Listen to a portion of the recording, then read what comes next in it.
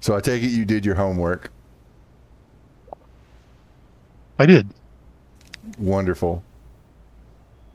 Successful. I am curious because this was your first time watching that episode of Black Mirror, yes? Yeah. Okay. So if you want, tell me as much as you thought about it. Any feels, goods, bads? Yeah, I mean, it was overall a good episode. It was generally not as bleak as as some of the Black Mirror episodes can be. It's kind of I feel like it's the episode of Black Mirror for someone who maybe doesn't like Black Mirror. I mean, it would be a good intro episode. Yeah. As opposed to like the actual first episode of the show. What do you have against bestiality? Well, I hate freedom. That's my problem. Oh god. Which, I mean, yeah, a great episode and fairly prescient. Yeah. In its own way, but yeah, it's, and there are a few of those Black Mirror episodes that aren't, just total feel bads after watching. And it's nice to have those as kind of palate cleansers, I guess. An episode that has a fairly happy ending. Yeah. It's. I think it's the funniest episode of Black Mirror. Okay. Because I watched it with Jess, and she has seen it before. She was actually kind of happy to watch it because she does like that episode. And I forgot how funny it was. Yeah. I'm also I wanted to watch it, that particular episode, for the comparison between it and Ready Player One. And oh yeah, because Ready Player One is very relevant to that episode for a lot of reasons. But I'll go in, once we drain this episode, I can talk about what's on my brain regarding that. But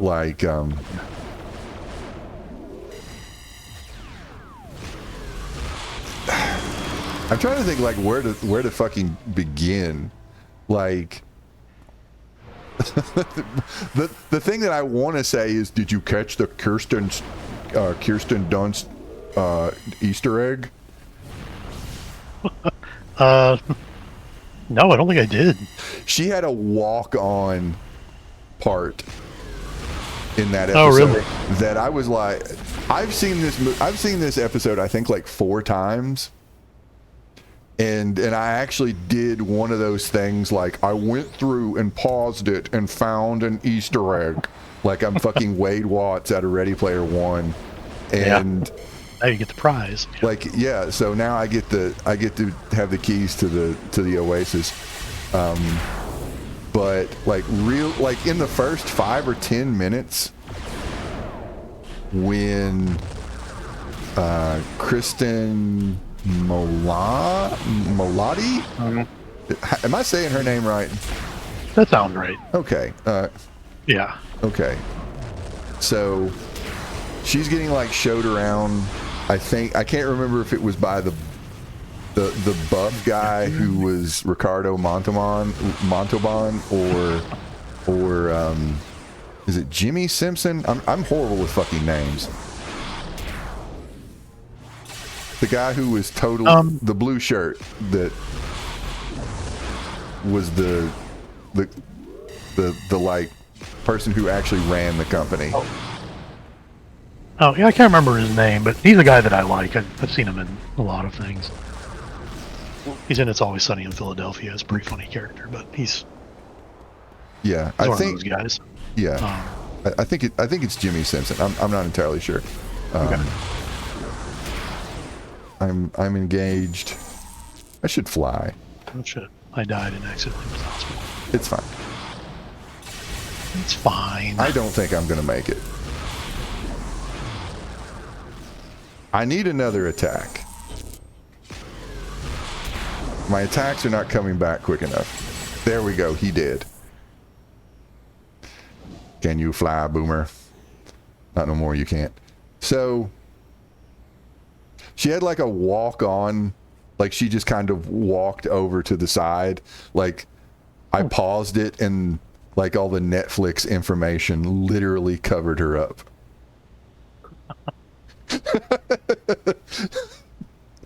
That is tangentially, that's something that I hate about streaming, is you pause anything and it brings up all the gobbledygook all over the screen. And sometimes I just want to take a closer look at something. Yeah. So, let me do that. Goddamn. Anyway. Yeah. Yeah, that is... So she was kind of in it. Yes. There's all kinds of things involved with streaming services that are bullshit. Yeah. That is one. So... I am not going to make it without you here to get punched. I'm coming. That's okay. No worries.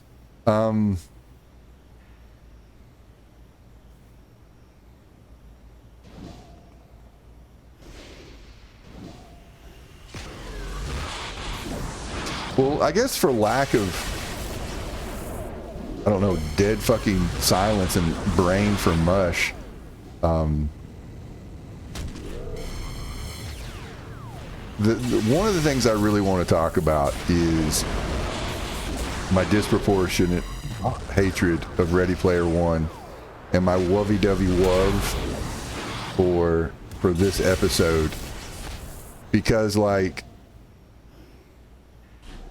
I think it's clear that the people wanted to make this episode, and I don't know if this was like Charlie Booker's, like, I don't know how long he wanted to make this. Like, he wasn't the only writer on this, and I don't know nothing about the other person that like helped him write this one. But like, I don't know, like, someone clearly has a love of Star Trek. Yeah. And the intro to it, where it was even shot like 60s style. Yes, the like the soft focus, and it's invoking old Star Trek, TOS Star Trek, without just copying it. And weirdly, a good example of that is Jesse Plemons, who is doing William Shatner without doing a William Shatner impression. Yes. Yes. Like he gets like the cadence and the diction down. Yes, he is doing Shatner, like, but not. But he's not doing, he's not just doing an impersonation of Shatner, which is, I mean, that guy's a talented guy. Yes. I call him, he's prestige Matt Damon to me. Oh, he's not Matt Damon anymore? No, he's prestige Matt Damon. Because he hasn't hawked any crypto? I mean, that helps. That helps, yes. Yeah, he's doing some, like, and he's going back and forth in between that, because he'll like he's dropping the character, he's dropping the impersonation of this character that we don't know who it is, but assume that it's someone Shatner-esque. Yeah. But it doesn't like spell it out. Analog. It doesn't spell it out like it would in Ready Player One. It would be like, I flawlessly executed a line delivery like William Shatner. It trusts us to understand the reference they're making. Yes. It's like you know what this is. Yeah, that you don't need to be too on the nose with it. Yeah, it's Space Force. I can't remember. Was it Space Force? Space Fleet.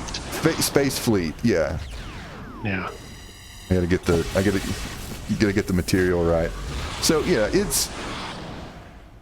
it's doing it. It's trying. It's not copying.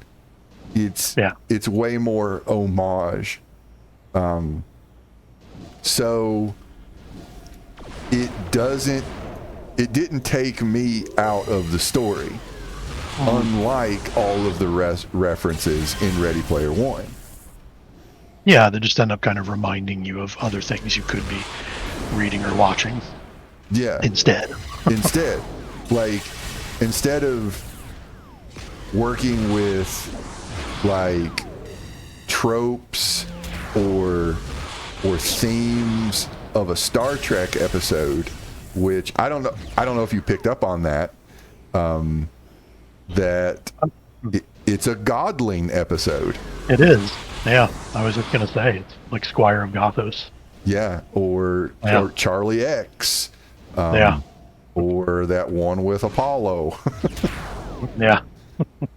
And for anybody in the future who's listening to this and you don't know what the fuck we're talking about, like Star Trek, the God is an asshole, and logic and reason will best a capricious asshole God. There's plenty of episodes of that, and making children with supreme powers, basically. Yes, power without the reason, the intelligence, and the emotional maturity. Yes, it's a recurring thing, especially in the original series. Yes, but to the point where it actually just became like a reoccurring character with Q. Yes, but also different. Yeah. But it also made me think of the episode where somebody in Next Generation, that somebody claimed to be like a returning God, and oh yeah, and Picard had to like, he pretended to be like their devil or something. Yeah, the devil came back to collect their planet. To collect the planet. Yeah. Yeah. So it made me think of that too, because there was a lot of outsmarting the godlike being. What does God need with a spaceship? Yeah.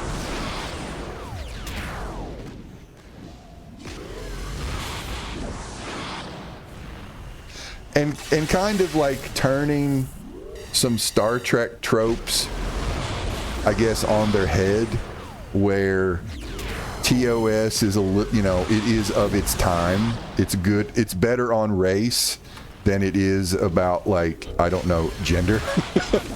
Yeah. Yeah.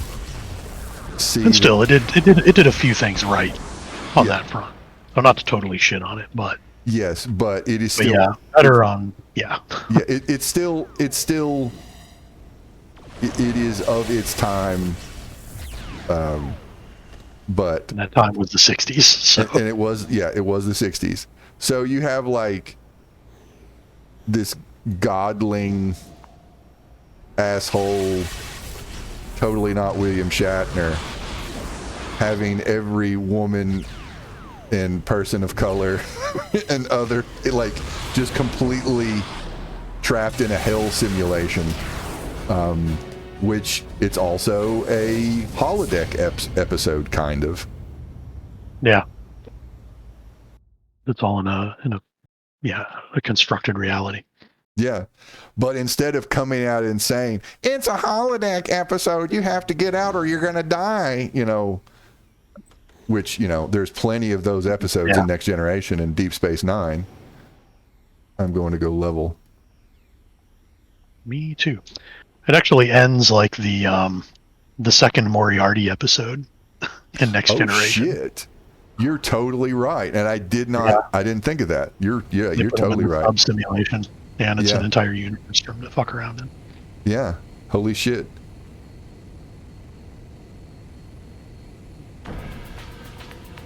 You get 1,000 more points on the leaderboard. And I do like the first thing they encounter is just like a shitty toxic gamer. Yes. Yes. Which I did pick up on Aaron Paul. Yes. Because he has a distinctive voice. He's hard to miss. Yeah, he was also playing Jesse Pinkman or whatever his name is in Breaking Bad. Yeah.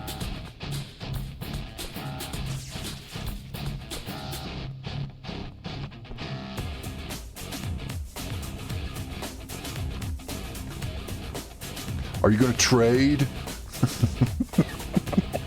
Oh God!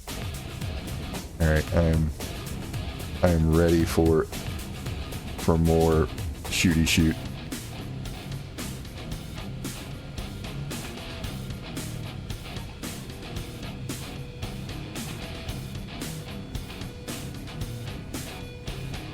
All right, am I good? I'm good.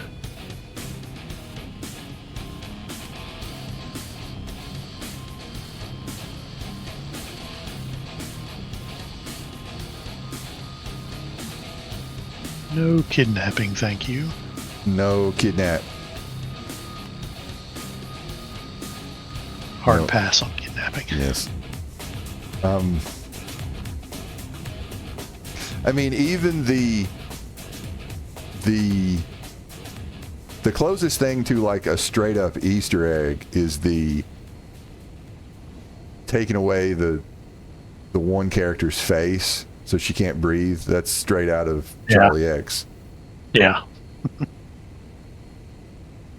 And, you know, that's a way of underlying a point that, you know, here he is godlike and no one should have that kind of power over other thinking and feeling beings. Yeah. So the kind of fathers knows best in space, abusive dad, abusive boss. Yeah. Fragile white boss man. Stuff about like bodily autonomy. Like major incel vibes. Yeah. And like, because he gets so butthurt when he finds out she's not attracted to him. Yeah, because I mean, or not in the way like that she's got an attraction to like his work. Like she looks up to him. She respects him for his mind, for his work on whatever Mamorpaga they make. But it's like, which is pretty good, really. I don't know. I mean, that's good. That really is. Oh. Yeah. I mean, that's a start. Something. Yeah. It's like, I'm sorry, you're here to work and not, I don't know, digitally clone your coworkers. It's ethically problematic. I mean, and it's like, there's levels of like bodily autonomy. Like, and I don't know if you heard that, what was it, 23andMe just did, just had a bankruptcy. Yeah. So I don't know what's going to happen to whoever's genetic data. I don't know if they're just going to become. They're trying to sell it. They're just going to digitally clone all the people of that. This episode of Black Mirror is now a documentary. And make clones of us to torment in virtual space. Yes.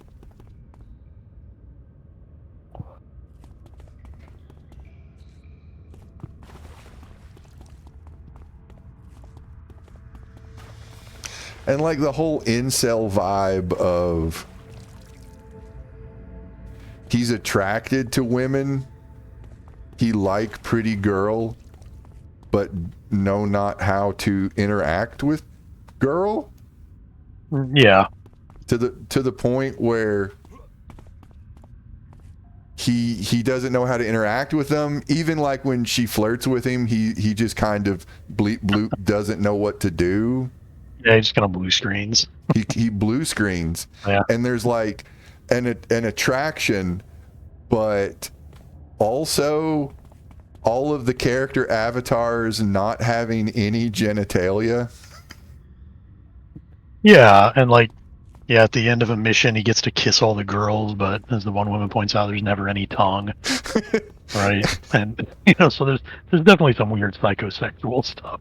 Yeah, there's some stuff going on there. Yeah, I mean, yeah, like there's another way where this turns out where it's just like, I don't know, heaven commune in space where everybody's just fucking.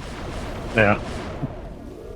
Like definitely there's problems with invasion of there's definitely ethical and legal concerns in this digital hell dimension, but I think you could have won people over a little bit better with, I don't know, some Mormon style cosmology. Something. I'm gonna give you a planet. Here's a planet. Yeah. Here's your fuck planet. Or, making the whole thing a really maladaptive power fantasy. Yes. Because it kind of made me think about the way that, like, I engage with video games and the fake characters in video games. Because there's kind of this, it's a joke, or it's probably been meme-ified, but kind of like, I can't, it's like I can't even be mean to the NPCs in a video game. I don't think I've heard this. Yeah. But, I think about, like, games that do have, characters interact with party members or whatever. Something like Baldur's Gate 3, right? Yeah. And, like, I always end up defaulting to... My character always ends up becoming, like, party dad. like, my job is, like, to help them solve all of their problems. Right? Whatever's going on, whatever little side quest thing they have, I'm like, oh, I'm there for that. I'm your ride or die for your personal mission. Whatever it is. Like older public, your companions. Yeah. Yeah, I'm like, let's go work out your problem. You're a virtual life coach for your teammates. Yeah. It's like, I'm the most powerful and capable person in the game because I'm the main character. Yeah. Right. But it's like I'm going to leverage that power to help you live your best life.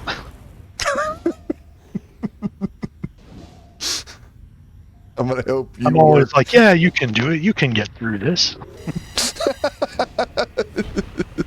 And if we have to go somewhere and kick somebody's ass, let's go kick their ass. Yes, we can. Yes, we can. Oh, God. It's like in Baldur's Gate 3, I'm like, you don't need to be part of some crazy shadow death cult. You have so much more going on in your life. You're better than this, Black Leaf. You're better than this.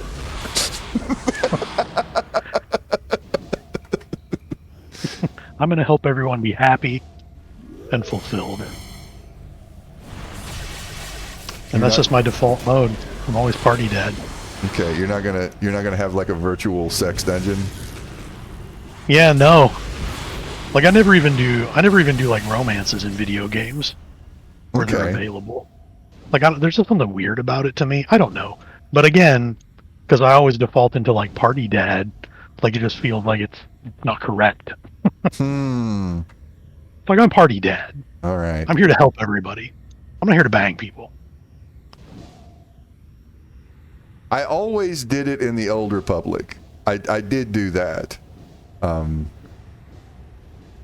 also Stardew Valley, which that's weird playing that with your wife and partner.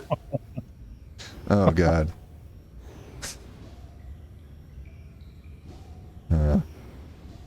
But yeah, I do see that if you default to that, it would be weird.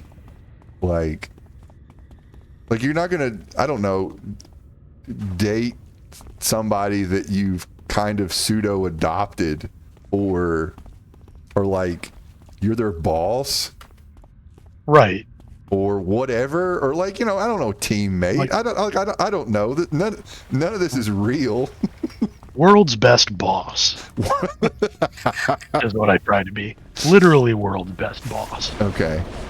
Because you come to me and say, "Oh, I fucked up a long time ago. There are these assassins after me." I'm like, "Well, let's go take care of these assassins."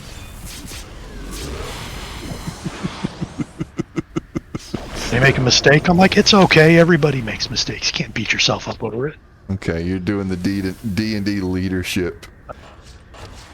It's leadership, not management. Right.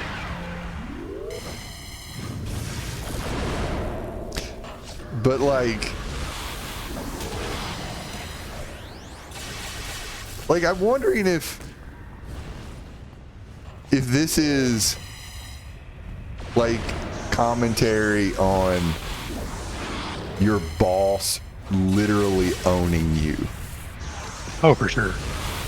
Like, and I didn't even really think of that. I thought about like the bodily autonomy kind of angle, by taking away Kristen Milioti's space pussy, which was a good joke. Yes. And also like underlining the whole that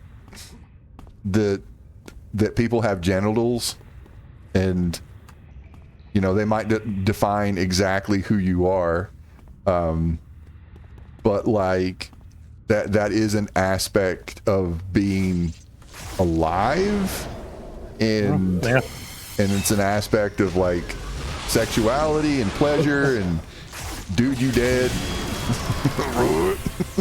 All my red just disappeared. All your red is gone.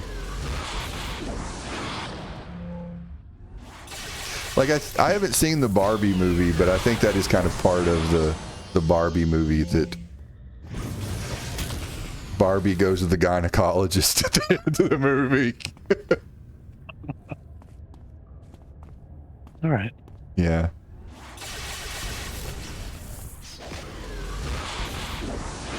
But just having like that part of someone's experience completely shut off against their will. Yeah. To where they're just in a metal box in a virtual hellspace drinking random Romulan ale or whatever. Yeah, drinking your space booze. You've got nothing to do in between in between missions, in between jobs. Like literally masturbation is off the table. Yeah. When literally your shitty boss shows up to make you kiss his ass. Yeah. Yeah. It's just, oh, I leveled again. All right. Level. Yes. As soon as I figure out where the fuck I am. All right, I'm gonna go level. Should probably take flight. Okay, at least it's in the right direction. I'm going in the right direction. Okay.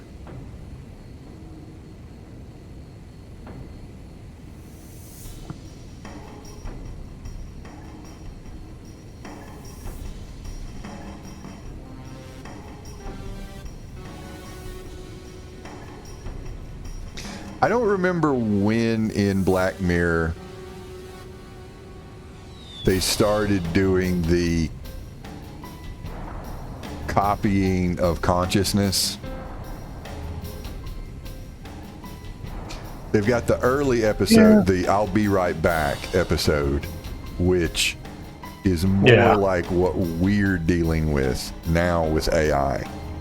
Yeah. Like trying to... Go ahead. Go ahead. Oh, I was saying, I wonder if it was the Christmas special. Actually, I think yeah, because there's a point in time in Black Mirror where they don't recreate consciousness.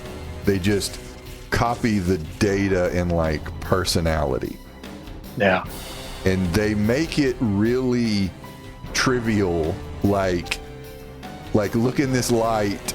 Well, got your soul. Yeah. I need to buy some stuff real quick. Yeah, and it just I feel like that is actually scary, that the idea that it's easier to just copy something than to actually create like an artificial intelligence. Like the way that we're going to actually have robots is to just copy some random person who needs their student loans forgiven. Like, and then we're in like Warhammer 40K, where you've got like, I don't know, people's brains wired up to computers, and like your only job is to open a door. Because artificial intelligence is forbidden.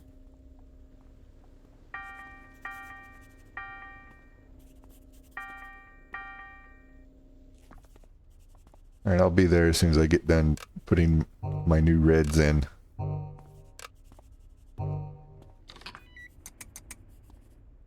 New reds. Yep.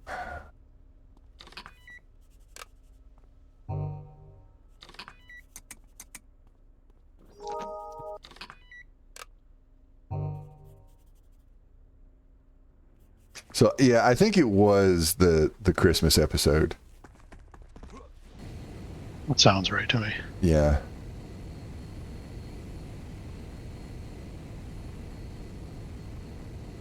It's definitely an idea that they like on the show because it just keeps coming back. Yeah. This one's a little different in that you can just get someone's DNA and then boom, you've got them. Yeah. It's a little more loosey-goosey in that regard, but... It's science magic, just like Star Trek. Yeah. Yeah. It's fine. Also, is it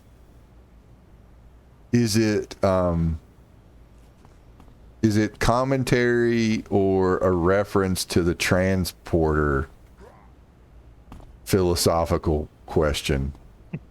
Like, does it just kill you and replicate you? Yeah. Yeah. You're just replicating, in a video game. So in Star Trek, it's like, no, it doesn't kill you. Just trust us. Don't think too much about it. Because if you think too much about it, you come to the inevitable conclusion that yes, it just killed you and replicates you.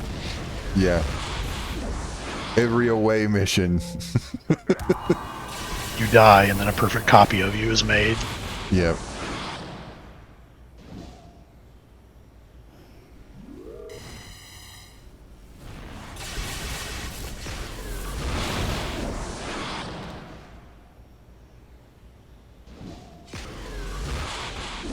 Whiff. Pew pew.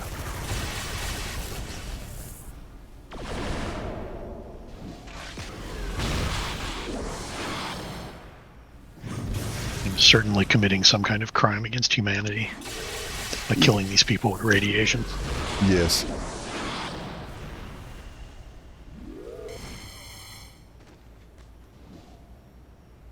Hey, buddy.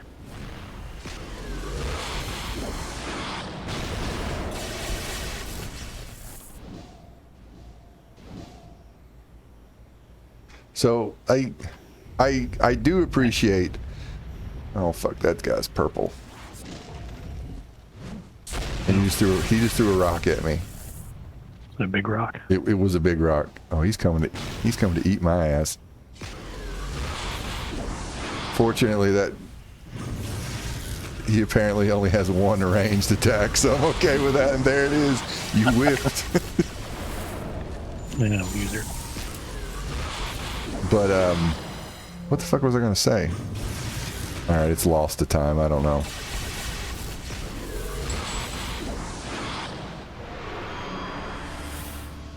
But on the something else that I thought of, watching this and continuing to read Ready Player One, all of the fucking references, and actually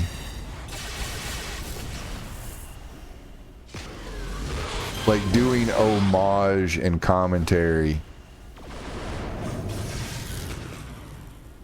Like, I realize that can be like, I don't know, maybe in the eye of the beholder or whatever, when you get into some, I don't know, Quentin Tarantino or George Lucas-y kind of stuff.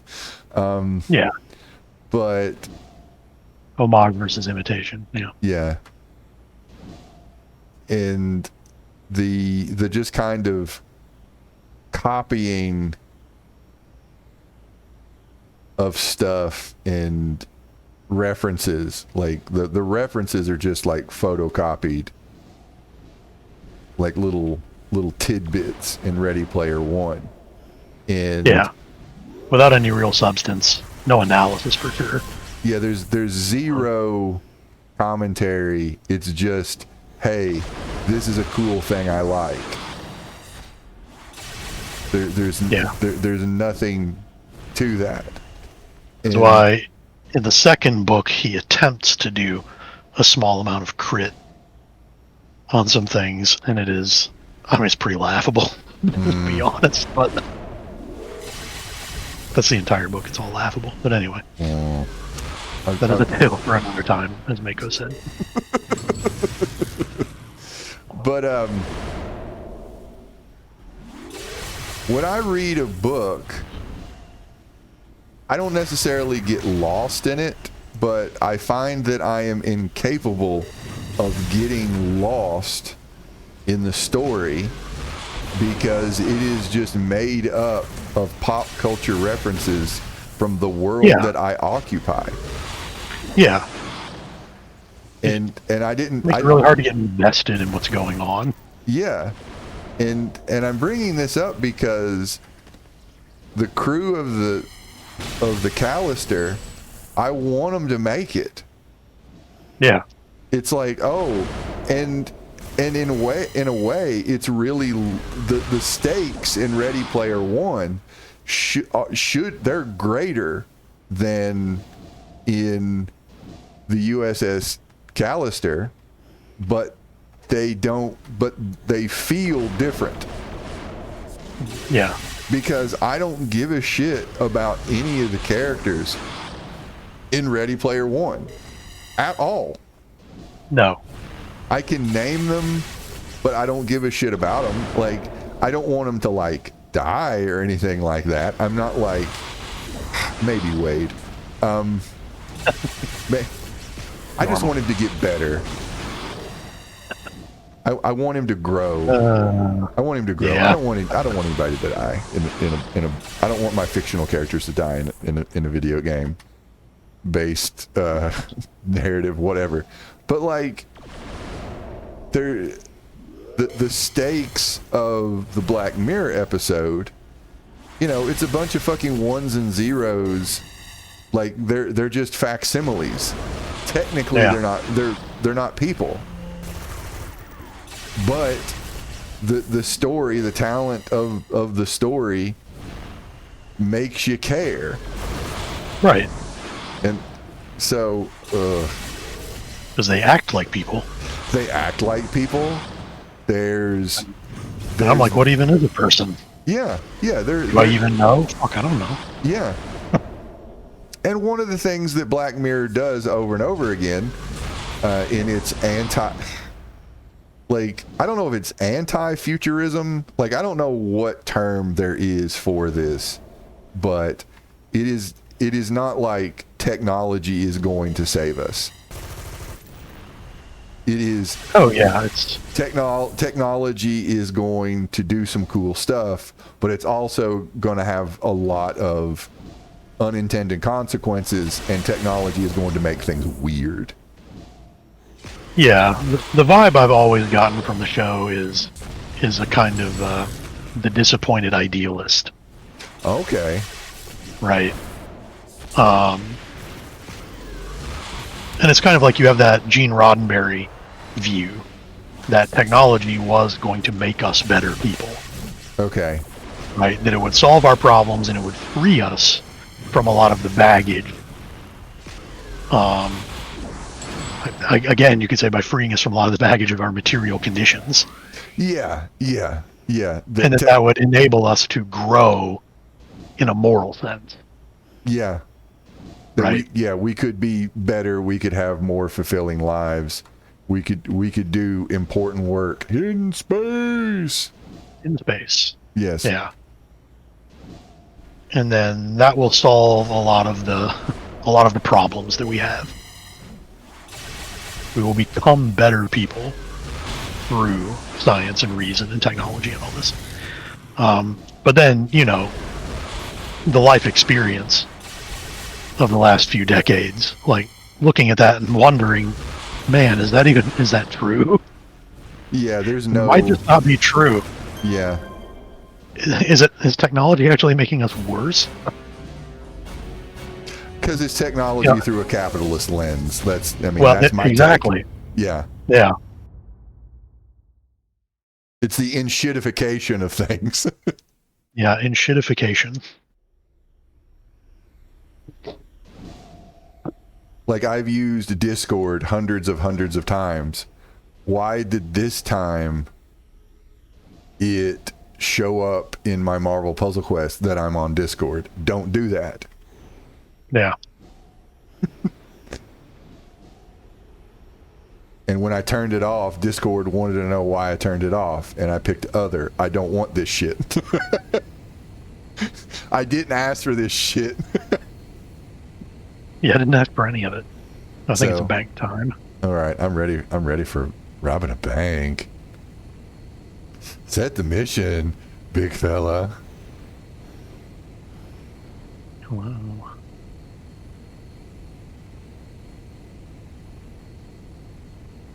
Oh, I have to return to a contact. Oh, you gotta talk to the broker and get the mission. Oh, that's right. Yep. Boris. Yeah. What the fuck is Boris? Boris is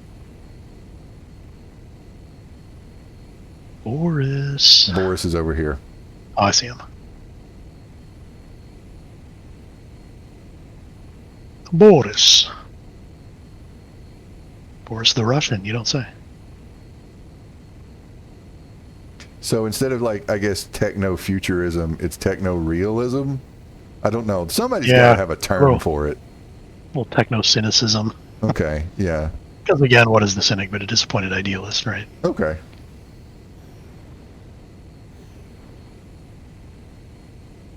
Rob Skyway City Bank.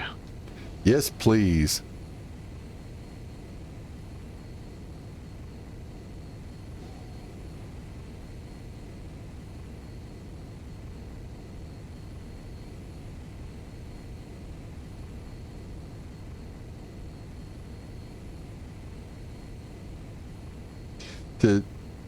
To fill the void, because the void consumes the living, or whatever DDO reference I'm thinking of. Yeah. I feel like that I had an epiphany reading Ready Player One, and this is like the nexus of my problem with how the characters are done and how references are done in that book versus, like, the episode we just watched of Black Mirror. So to refresh you and, whoever the fuck is listening to this, there are 5 main characters who are competing in this contest, and they're the first characters to get keys on this Easter egg hunt. And you've got Wade, who goes by Parzival. Parzival? Yeah. Yeah, Parzival. Artemis, who is the girl. H, who is the friend of Wade. And then you've got the 2 Japanese characters. Oh God. Dido. God. Is it Dido? And Shoto? Saito. I want to say Saito and something else. I don't know. I don't remember.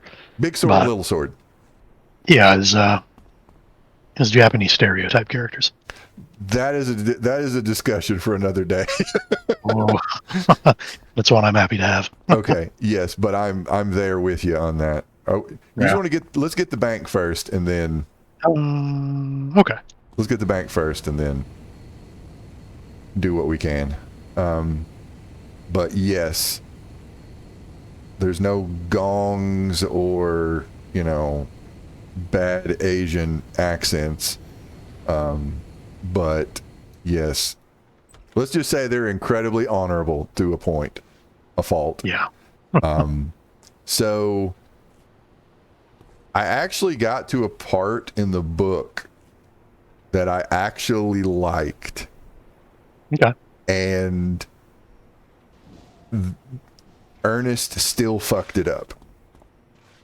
All right, we got bogeys behind us. Oh, come on. I'm gonna fucking Just die. got here, guys. Oh shit! Well, because they will protect. Oh, I'm dead. I'm going to jail. You're fucked. And I'm going to hospital. Yep. Oh, you are.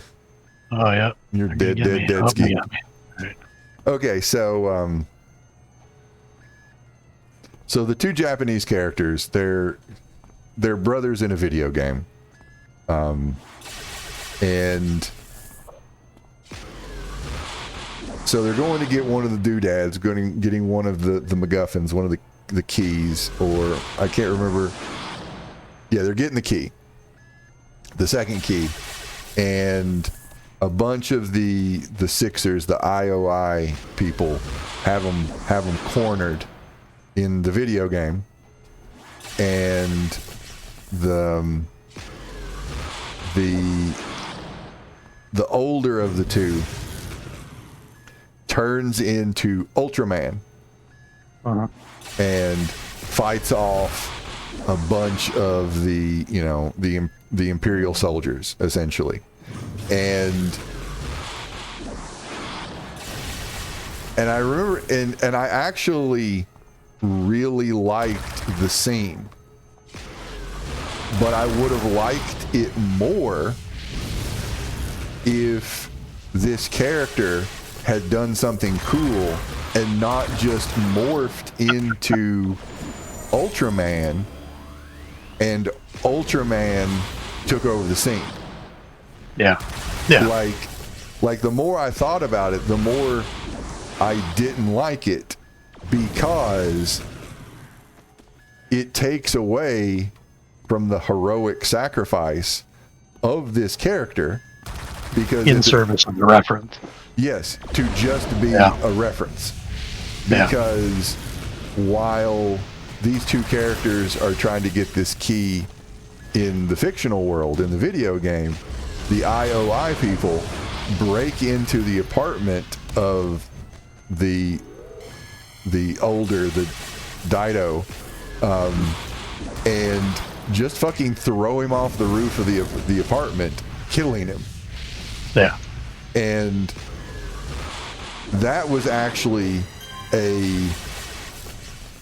that whole interaction, I think should have been the first death.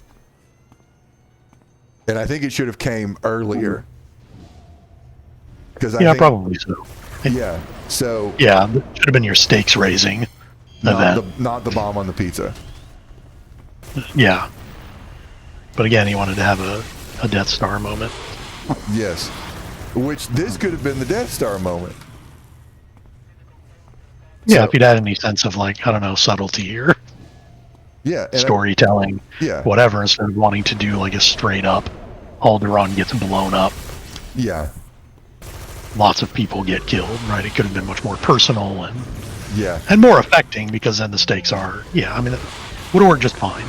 Yeah, so the optics of it notwithstanding. Yeah, so the minority characters gets killed for the plot, but anyway. That I didn't think of that, but unfortunately that is a yeah. They're just so honorable, though. And that's just how Japanese people are, didn't you know? Especially Japanese nerds. Oh god, they don't have a rich tapestry of subcultures. They're not in Japan that you could draw from to sketch your Japanese characters. Don't do that. Just make them fucking samurai. Just samurai and Ultraman. Yeah. Oh god. It's just okay. I don't want to get too much in a tangent because you know what I was going for was, you know, stakes and a character's time to shine is just in service of another Easter egg reference, just another thing that the author really lovey-dovey loves. Yeah. Just Ultraman. So yeah, instead of like a heroic sacrifice from a character that you like, say, I don't know, trying to get the engine online in the Callister. Yeah. And then it's also kind of a reference to Kirk and Spock sharing a moment, but very different. Yeah. Instead of like, oh, my friend is dying, it's, well, we used to be friends and I'm fucking sorry. But, but, you know. But you are a piece of shit. You're a piece of shit and fuck you to death. Yeah. So, yeah. And, yeah. Like, I don't know for a fact that he's going for, you know, undiscovered country where Bones is like, doesn't this guy ever shut up or whatever? I can't exactly remember, but, you know, he's pulling, they're pulling from source material, and it works on its own, not just as, man, don't you remember Star Trek? Star Trek is awesome. Do you remember Ultraman?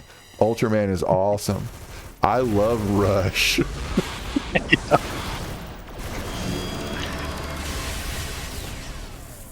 I'm like 2 chapters after the Rush episode, a Rush chapter, and boy did it give me American Psycho vibes, talking about Huey Lewis and Whitney Houston and shit like that. It really did. Yeah. And, you know, again, not intentionally, so. Yeah.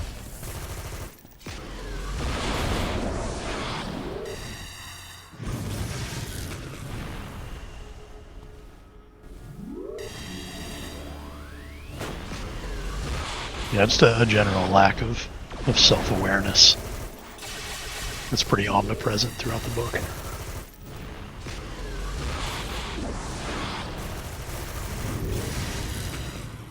And like you said, whiffing relatively simple story beats. You know, like a heroic sacrifice. You know? Like, think Gandalf. Like, Gandalf didn't automatically, or I should say, let me put it this way: Obi-Wan didn't turn into Gandalf when he died. Yeah, he got to still be Obi-Wan. He was a space wizard, but he still got to be, you know, Obi-Wan Kenobi. Yeah.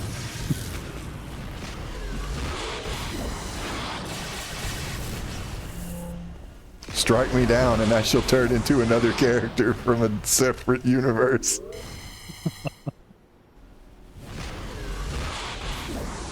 Yeah, if he just turned into Gandalf. Or if he, like, you know, said, "You shall not pass" in the middle of the fucking fight with Vader. I mean, that would just be so out of place and annoying. Yeah, it would pull you straight out of it. Yeah. And fatally undermine the weight of the scene. Yeah. Yeah.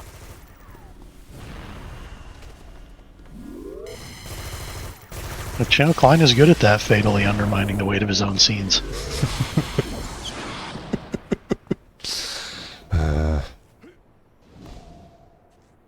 Taking things that are relatively boilerplate, you know, assembling a plot out of Lego or constructs or something, and then just kind of whipping the implementation on it.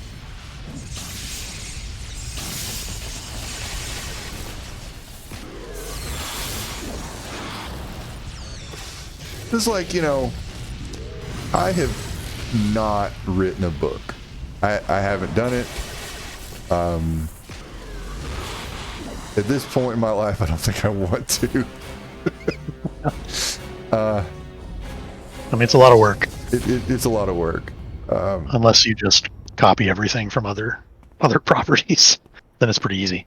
All right, let's keep. Well, you left. Oh shit! I exited. Wah, That's wah.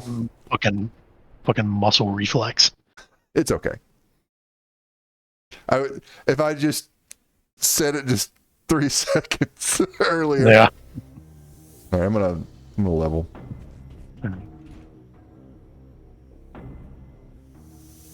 Like, I don't want to make this a stream of just shitting on the work of Ernest Cline.